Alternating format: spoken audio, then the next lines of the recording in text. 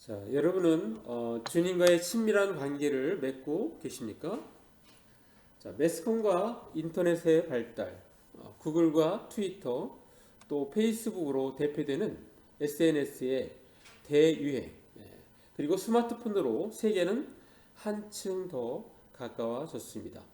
자, 하지만 빠르고 편리한 소통을 돕는 과학기술이 날로 발전하고 있음에도 불구하고 여전히 많은 사람들이 진정한 관계를 맺는데 어려움을 느끼고 있습니다.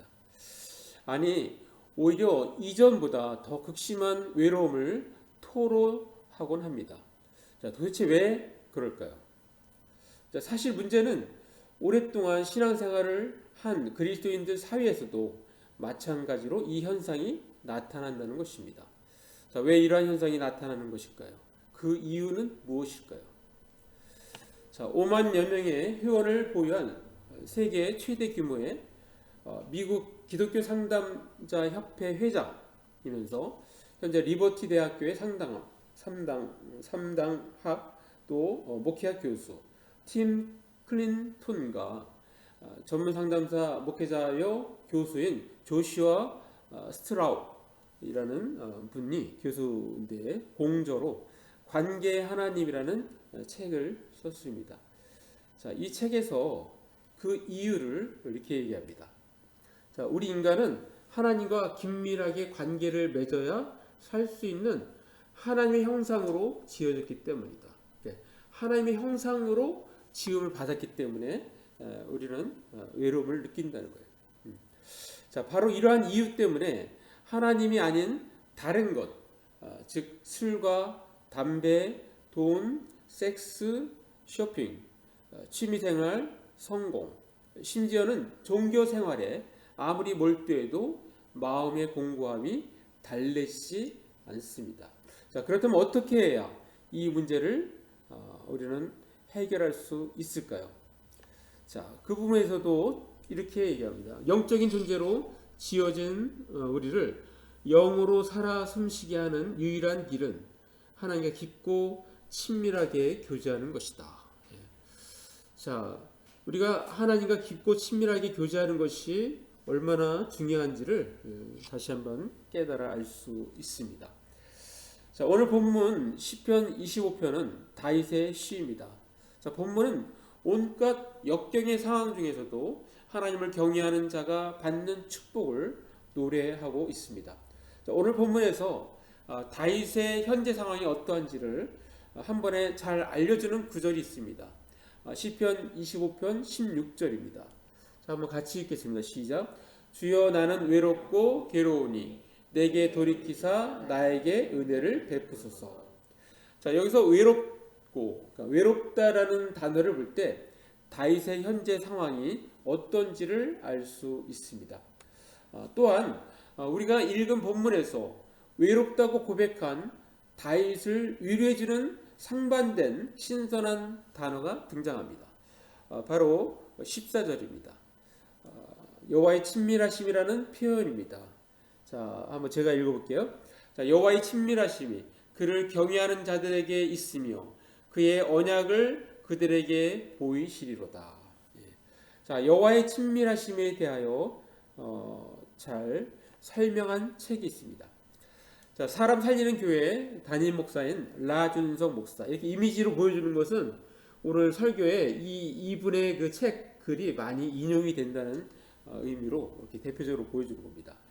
자, 라준석 목사님은 이렇게 성경책을 읽다가 이 구절에서 여호와의 친밀하심, 순간 잘못된 표현이 아닌가라고 생각을 했습니다. 자, 여호와 하나님과의 친밀함이라고 하면 하나님과 친밀하게 지내는 것으로 이해하겠는데 여호와의 친밀하심이라니 서뜻 이해되지 않았다고 합니다. 자, 그래서 원문을 비롯하여 여러 번역본들을 읽어보았습니다. 그리고 그 의미를 발견했습니다. 자, 이렇게 발견했습니다. 여호와의 친밀하심이란 여호와는 친밀하시다. 그래서 친밀하신 하나님이라는 의미입니다. 자, 친밀하신 하나님, 전능하신 하나님, 사랑의 하나님, 긍휼의 하나님, 자비의 하나님, 살아계신 하나님, 임마누엘의 하나님, 동행하시는 하나님, 성실하신 하나님, 의의 하나님, 구원의 하나님, 심판의 하나님을 우리는 많이 들어봤으나 친밀하신 하나님 어떻습니까? 어떻게 처음 들어보십니까? 자, 그래도 오늘 성경 본문은 친밀하신 하나님을 그렇게 증거하고 있는 것입니다. 그렇습니다. 우리 하나님은 친밀하신 분이십니다. 멀리 멀리 떠나가시는 분이 아니십니다. 목 놓아 불러도 대답하지 않거나 찾고 찾아 헤매도 만날 수 없는 그러한 분이 아니십니다. 하나님은 우리 가까이 다가오시는 분이십니다. 친구 같은 분, 다정당함하신 그러한 분이십니다. 자, 우리가 외롭고 고독하여 혼자 눈물을 흘릴 때 얘야 내가 있잖아 내게로 와라 라고 손짓하십니다. 친밀함의 히브리 말은 소드입니다. 자, 숨기는 것이 없는 아주 가까운 만남을 의미합니다. 자, 은밀히 가깝게 만나서 비밀을 말하는 것, 자신의 뜻을 아주 밝게 이야기하는 것, 이것이 히브리 말 소드라는 친밀함의 뜻입니다. 자, 다시 말해서 친밀함이란, 자, 친밀함의 라준석에서 이렇게 정의하는데요. 품에 안고 아주 가까이에서 대화를 나누는 것, 아주 속 깊은 이야기, 비밀, 계획, 생각 등을 나누는 것입니다. 병주야 병주야 이런 게 있잖아. 사실 이런 거야. 이렇게 하면서 귓속말로 어떤 비밀이나 계획을 이야기할 때 그러한 친밀함을 나누는 것이라고 표현합니다. 자, 또 다른 분은 이 친밀함에 대하여 어떻게 표현하는지를 한번 보겠습니다. 자, 세계적으로 저명한 사제면서 존경받는 교수면서 사랑받는 목회자였던 헨리 나우에는 이분의 첫 번째 저서 친밀함이라는 그러한 저서에서 이렇게 표현하고 있습니다. 친밀함은 인간의 가장 근본적인 필요에 대한 깊은 의미를 깨닫고자 하는 모든 이에게 더없이 소중한 자원이다 라고 표현하고 있습니다. 자, 이와 같이 친밀함이라는 것은 인간이 살아가는 데 있어서 매우 소중하고 중요한 요소인 것입니다. 자, 왜 주님과의 친밀한 만남이 일상이 되어야 할까요? 자, 그 이유는 오늘 말씀 제목처럼 왜 일상이 되어야 하느냐? 그 이유는 기독교의 본질은 하나님과의 친밀한 만남으로 사랑의 관계를 맺는 것이기 때문입니다. 자, 헨리 나우엔의 그 친밀함에서 더 한번 자세히 보겠습니다. 자, 기독교의 본질은 기적도 아니고 봉사도 아니요 선교도 아닙니다. 그보다 먼저 하나님과의 친밀한 만남으로 사랑의 관계를 맺는 것입니다. 예, 오늘 말씀 제목은 여기서 나온 겁니다. 자, 이렇게 기독교의 본질이 기적, 봉사, 선교가 아니고 먼저 본질은 하나님과의 친밀한 만남으로 사랑의 관계를 맺는 것이다 라고 그렇게 소개하고 있습니다. 자, 아까 처음에 소개했던 책 관계의 하나님에서 주님과의 친밀한 만남이 일상이 되지 못할 때, 그렇게 되지 않을 때 어떤 위험이 있는지에 대해서 언급하는 부분이 있는데요. 자, 이렇습니다. 자, 매일의 삶을 위해서가 아니라 천국에 가기 위해 하나님을 믿을 때 우리는 유사신앙, 슈도 페이스, 유사신앙을 갖게 된다. 자, 유사신앙이라는 건 뭐예요? 가짜 신앙이라는 거예요. 거짓의 신앙. 거짓의 신앙을 갖는다는 거예요. 자, 요 사이를 공략하는 것이 바로 사이비 종교 이단들입니다. 자, 이것을 방지하기 위해서 우리는 더욱더 주님과의 친밀한 만남이 일상이 되어야 하는 것입니다. 자, 사랑하는 남부장학교 성도 여러분, 우리가 친밀함을 말할 때 이 친밀함은 사랑과의 관계, 주님과의 관계에서의 친밀함입니다.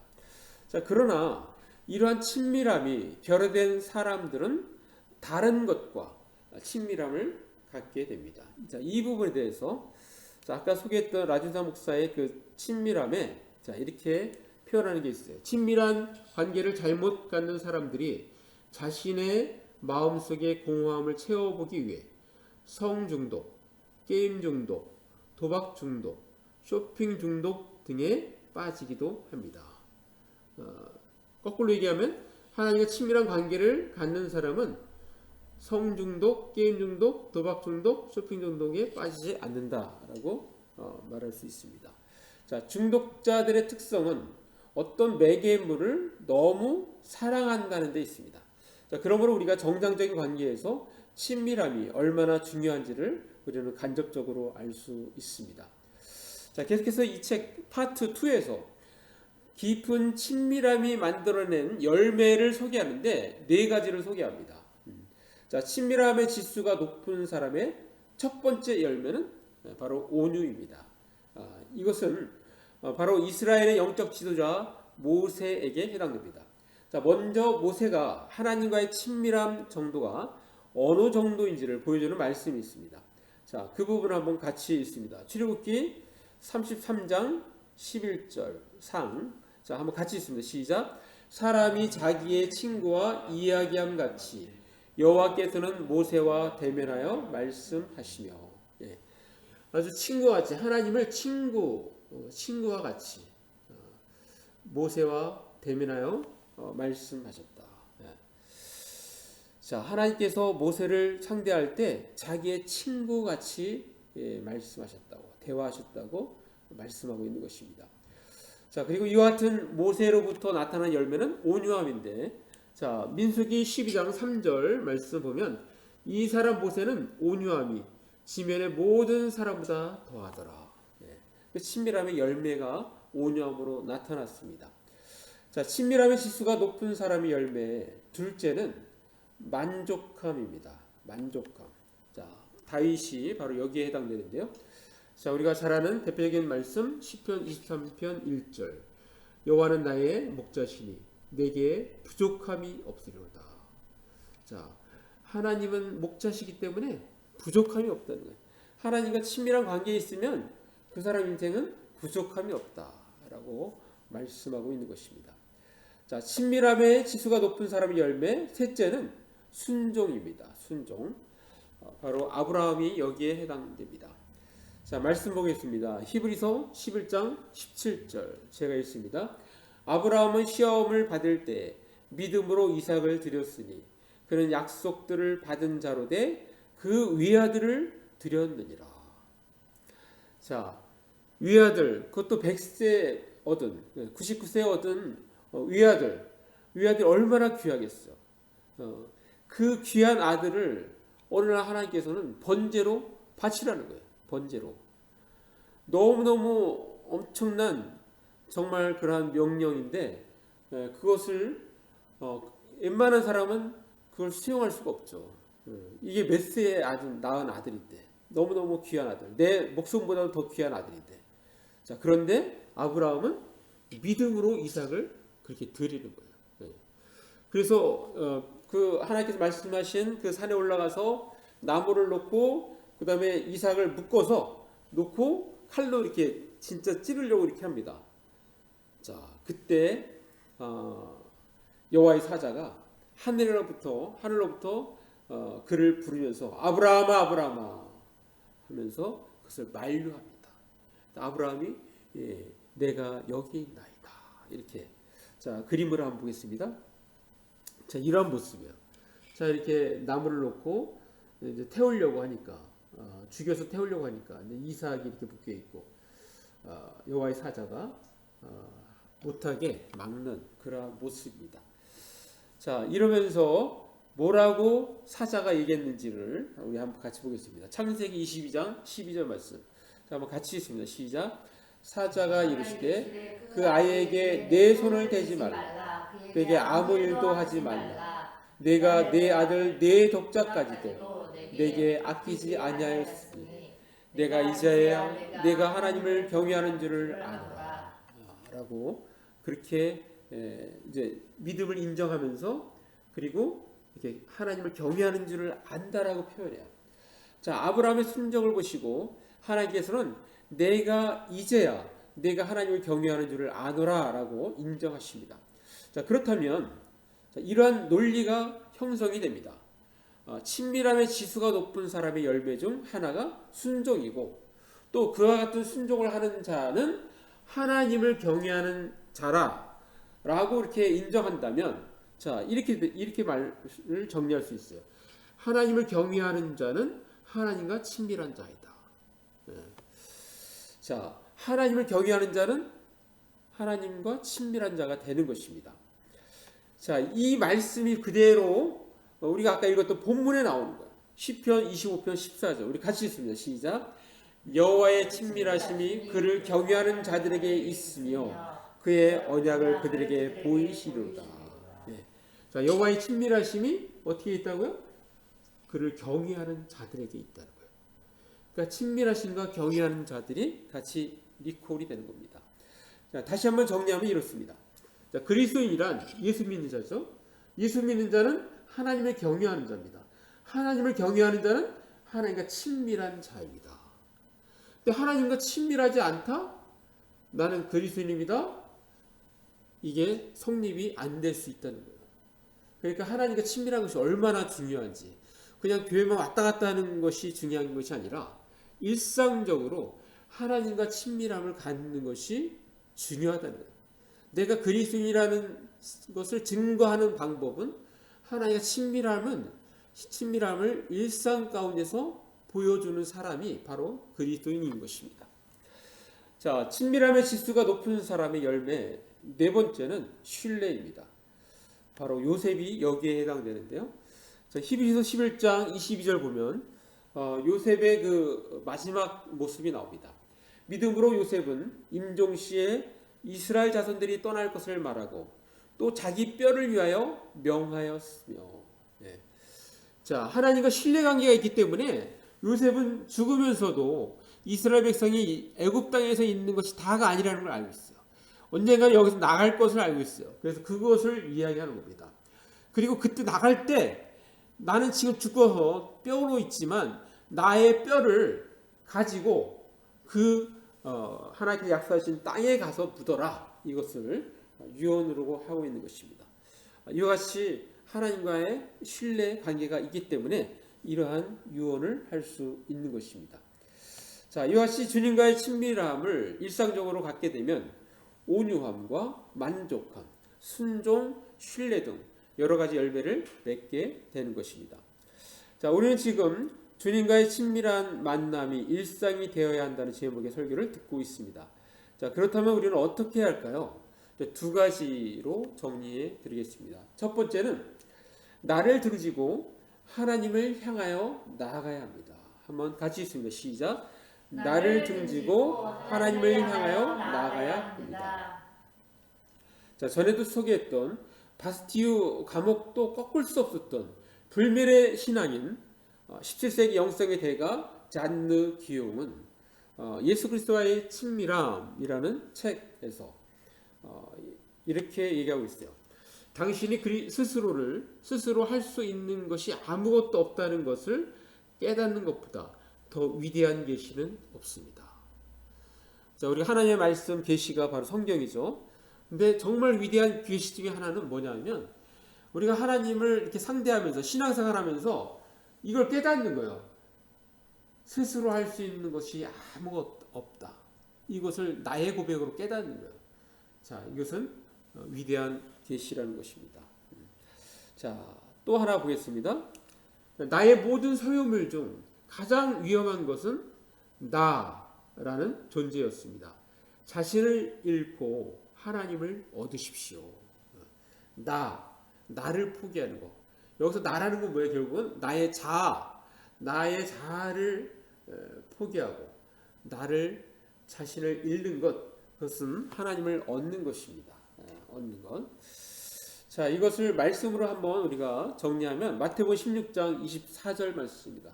자, 같이 읽습니다. 시작.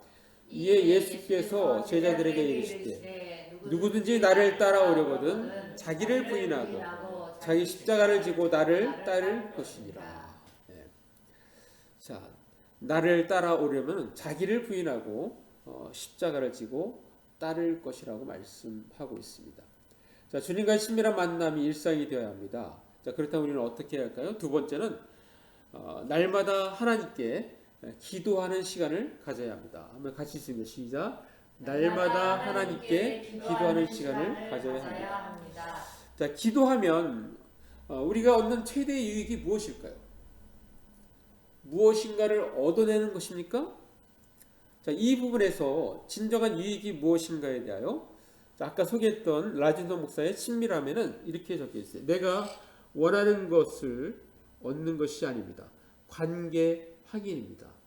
하나님은 내 아버지시구나를 확인하는 것입니다. 자, 우리가 이렇게 친밀함을 갖고 하나님께 기도로 하는 것은 내가 무엇인가를 이렇게 구해야 되기 때문에, 내가 무엇인가가 필요하기 때문에 하나님께 기도하는 것이 아니라 우리가 늘상 일상적으로 하나님께 나아가는 것은 바로 관계 확인이라는 거예요. 하나님은 내 아버지시구나, 이런 관계 확인. 자, 아까 우리가 소개했던 잔누 기용이 또 기도에 관한 책이 나왔는데 바로 잔누 기용의 친밀한 기도라는 책이에요. 자, 이 책에서 이렇게 얘기하고 있습니다. 자, 어떤 환경 가운데서도 우리의 삶에 가장 필요한 것은 기도다. 기도. 자, 하나님 안에 완전히 거하는 법은 오직 기도뿐이다.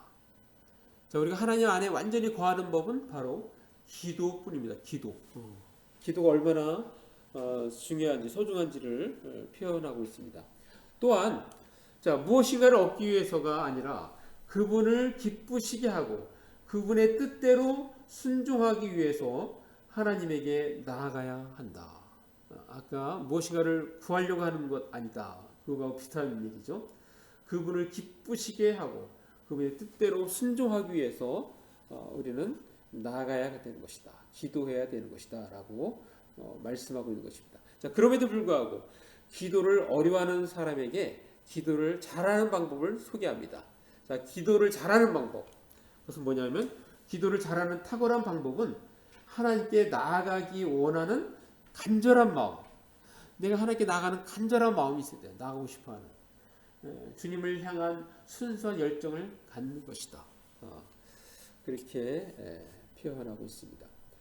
자, 끝으로 아까 맨 처음에 소개했던 그 관계의 하나님, 그 책에서 주님과의 친밀한 만남이 일상이 되어야 하는 이유를 소개하고 있는데 그거 하나만 더 소개하고 마무리하겠습니다. 자, 그 이유는 하나님을 얼마나 소중히 여기든 또 그분은 그보다 훨씬 더 경이로운 분이시다. 앞으로 평생토록 그리고 영원까지 하나님을 더 깊이 아는 것이 우리에게 주어진 도전이자 기쁨일 것이다. 네. 자, 이러한 이유 때문에 우리가 주님을 더 알고자 하는, 영원히 더 깊이 알고자 하는 그런 열망 때문이라도 우리는 주님과의 만남, 친밀한 만남을 일상적으로 가져야 된다는 것입니다. 자, 마무리합니다. 우리는 인간이므로 살다 보면 때로는 외로움을 느낄 때가 있습니다. 멀리 고향을 떠나 있기 때문에 외로움을 느낍니다. 사랑하는 사람이 곁을 떠났기 때문에 외로움을 느낍니다. 정말로 솔직하게 마음을 나누고 속 깊은 것까지 대화를 할 사람이 없어서 외로움을 느낍니다. 친했던 친구와 헤어져서 외로움을 느끼기도 합니다. 믿었던 사람이 배반하고 떠나서 외로움을 느낍니다. 그러나 하나님과의 친밀한 만남이 일상이 되면 이러한 모든 외로움을 이길 수 있습니다. 우리 모두는 주님과의 친밀한 만남이 일상이 되어야 합니다. 자, 그러기 위해서 우리는 잔누 기용처럼 먼저는 나를 등지고 하나님을 향하여 나아가야 합니다. 그리고 또한 날마다 하나님께 기도하는 시간을 가져야 합니다.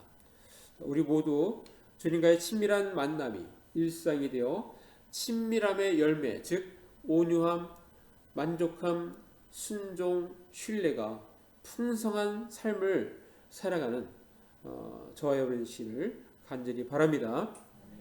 기도하겠습니다. 이제 말씀 생각하시면서 1, 2분 잠깐 기도로 나갑니다.